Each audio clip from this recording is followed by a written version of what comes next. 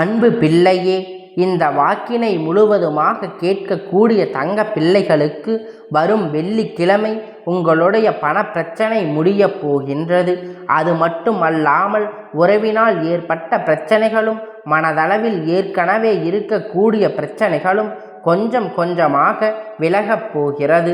அதனால்தான் என் செல்லமே, வரும் வெள்ளிக்கிழமை அன்று உன் இல்லத்தை தேடி வந்து உனக்கு நினைத்த பல விஷயத்தை, உன்னுடைய பிரச்சனைகளில் இருந்து உன் வாழ்க்கையில் சிறப்பான ஒரு விஷயத்தை செய்து கொடுக்கப் போகின்றேன். அதற்கு காரணம் என் தங்க பிள்ளையே, நீ ஒரு விஷயத்தை செய்துவிட வேண்டும். அது என்ன தெரியுமா?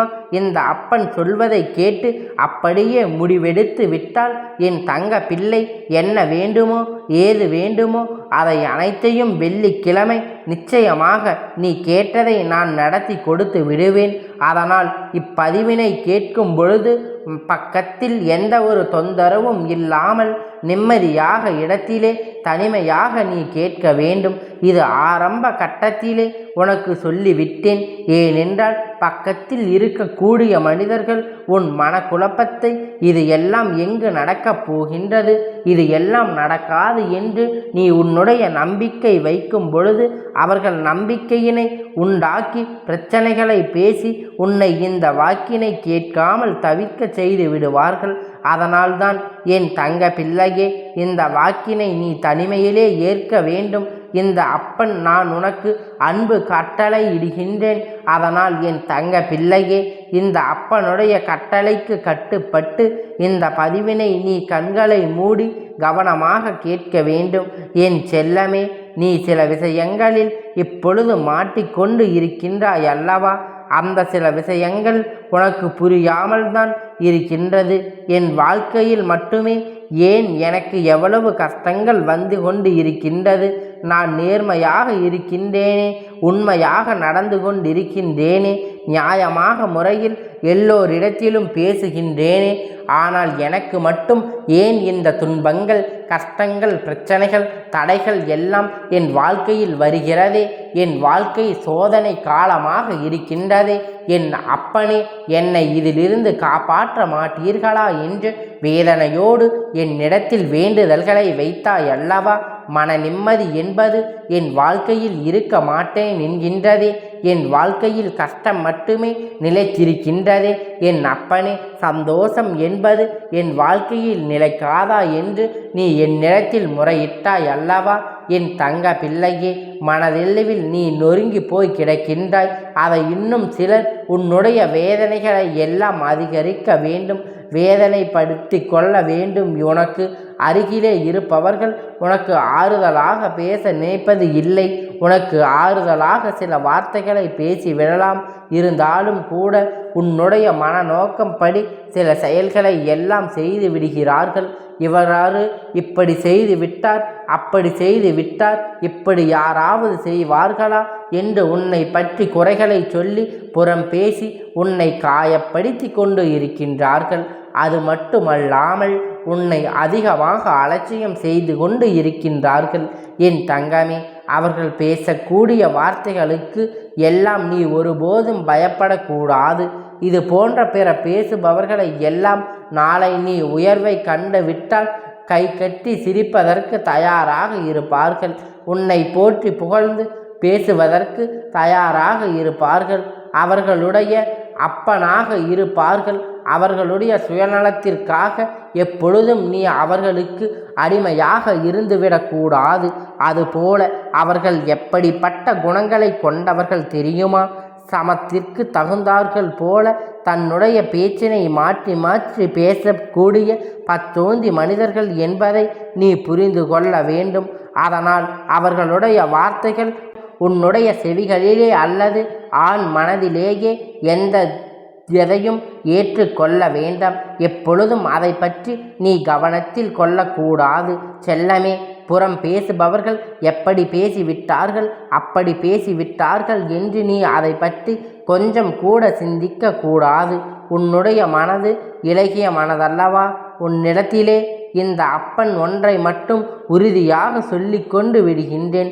அவர்களுடைய வேலை அவர்கள் பார்த்து கொண்டு இருக்கின்றார்கள். உன்னுடைய வேலையை என்ன? இந்த அப்பன் இல்லத்திலும் அதை செய்ய வேண்டும். உன்னுடைய வாழ்க்கையில் அப்படி உனக்கு அருள் வாக்கு கொடுக்கும் பொழுது சில விஷயங்களை எல்லாம் நீ கடைபிடித்தால் உன் வாழ்க்கையில் மலரும். உன் வாழ்க்கை உயர்ந்த நிலை அடையும். நீ நினைத்த வெற்றி இந்த பிரிவினையிலேயே நீ அடைய முடியும் என்பதை உனக்கு நான் சாத்தியமாக்கி கொள்கின்றேன். சத்தியம், இது அப்பன் மேல் ஆணை என்பதை நான் உறுதிப்படுத்தி கொள்கின்றேன். வாழ்க்கையில் ஒவ்வொரு நிமிடமும் உனக்கு சில பிரச்சனைகள் எல்லாம் இருந்து உனக்கு சில பிரச்சனைகளை எல்லாம் கடந்து பரீட்சையில் இருந்த வேதனைகளை சோதனைகளை உனக்கு வந்து கொண்டு தான் இருந்தது.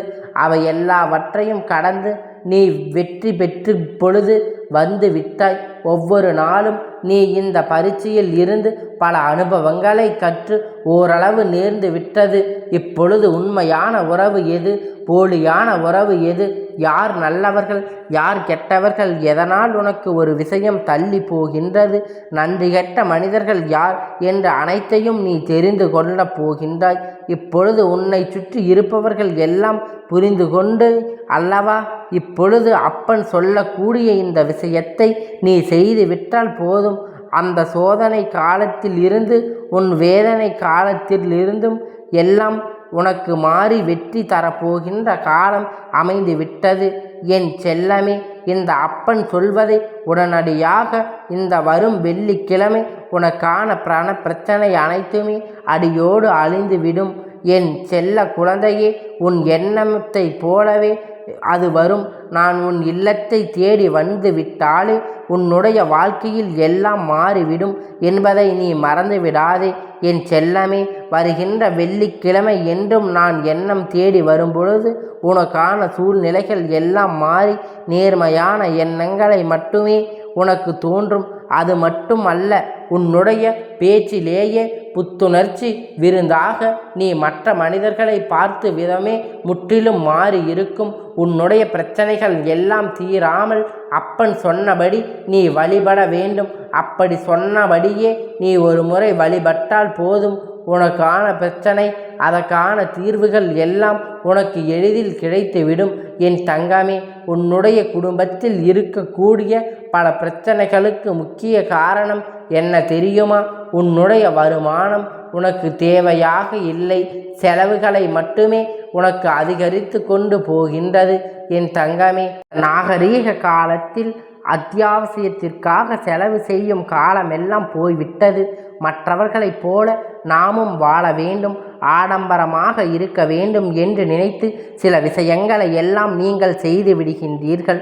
அது மட்டுமல்ல, உங்களுக்கே பல பிரச்சனைகள் இருக்கும் பொழுது நீ மற்றவர்களுக்கு அந்த பணத்தினை கடனாக பெற்று கொடுப்பது தவறல்லவா?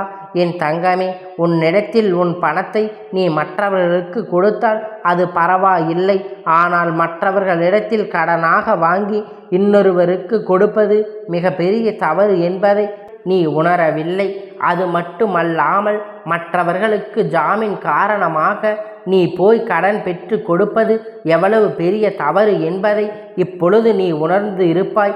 என் தங்கமே, இன்றைய காலகட்டத்தில் யாருமே செய்த உதவிகளை எல்லாம் உண்மையாக நினைப்பு பார்ப்பது கிடையாது. செய்த நன்றி எல்லாம் மறந்துவிட்டு உதவி செய்த நபர்களுக்கு மேலும் மேலும் பிரச்சனைகளை கொடுக்கக்கூடிய காலமாக மாறி வருகின்றது. இப்படிப்பட்ட சூழ்நிலையாக இருக்கக்கூடிய நேரத்தில் இந்த செல்லம், நீ நல்ல மனதுடன் தான் மற்றவர்களுக்கு உதவி செய்கின்றாய். ஆனால் உன்னிடத்தில் உதவிகளை பெற்றவர்கள் அப்படி மனநிலையில் இல்லை. எப்படியோ அவர்கள் மூலமாக அந்த உதவியை பெற்று விட்டோம், இனி உனக்கு போக்கு காட்டி கொண்டு இருக்கின்றார்கள். அப்படியே உன்னை அந்த விஷயத்தில் சிக்க வைத்துவிட்டு அவர்கள் தப்பித்து விடலாம் என்று எண்ணி அதை இப்பொழுது நிறைவேற்றி விட்டார்கள். என் தங்கமே, நீ யோசிக்காமல் செய்த ஒரு விஷயத்தினால் இப்பொழுது உன்னுடைய குடும்பத்தில் தேவையற்ற மனக்கசப்புகளும் வாக்குவாதங்களும் வந்து கொண்டு இருக்கின்றது அல்லவா? இவையெல்லாம் உன்னுடைய வாழ்க்கையில் இன்னும் கொஞ்ச நாளில் நல்லபடியாக முடியப் போகிறது. என் அன்பு பிள்ளையே, உன்னுடைய வாழ்க்கை எப்பொழுதும் போராட்ட காலமாக மாறி இருக்கிறது அல்லவா? சந்தோஷத்தை அனுபவிக்க முடியாமல் காலமாக இருக்கின்றது.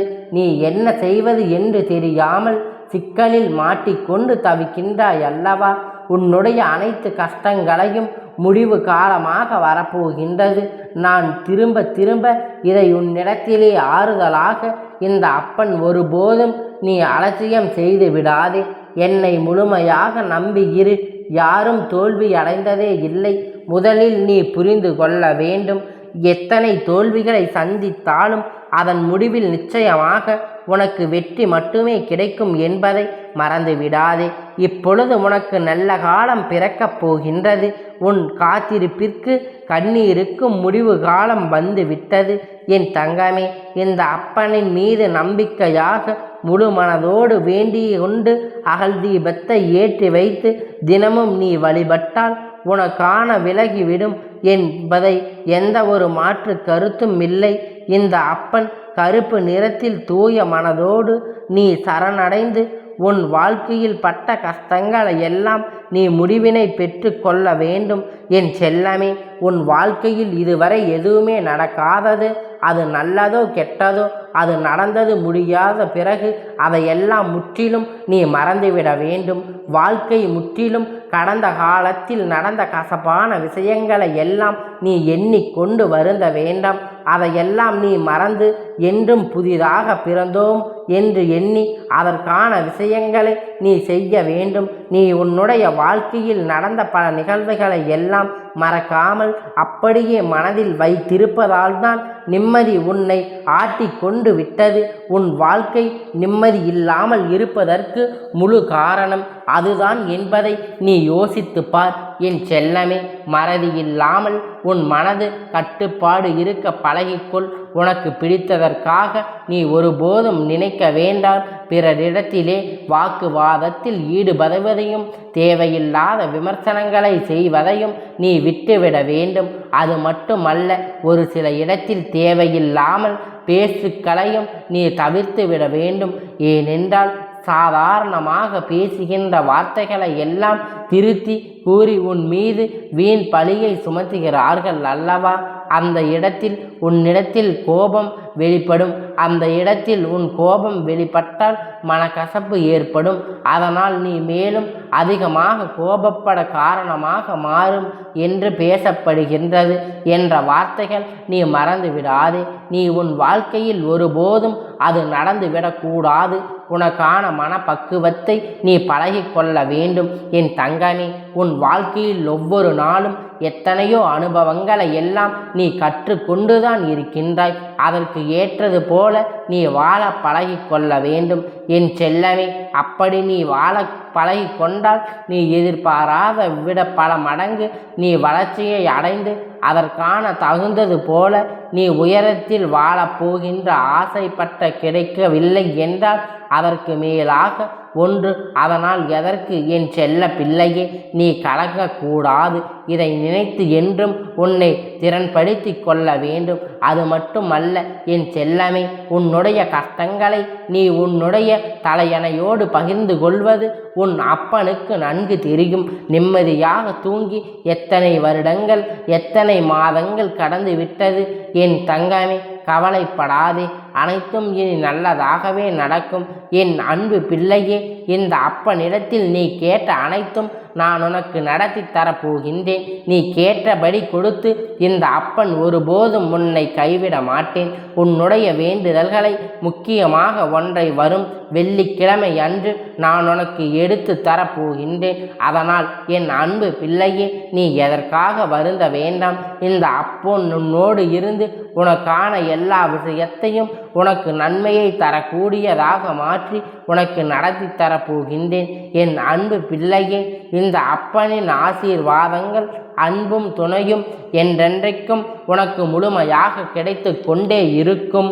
கந்தா போற்றி, கடம்பா போற்றி, கதிர்வேலா போற்றி, ஆறுபடை வீடு கொண்ட முருகா போற்றி.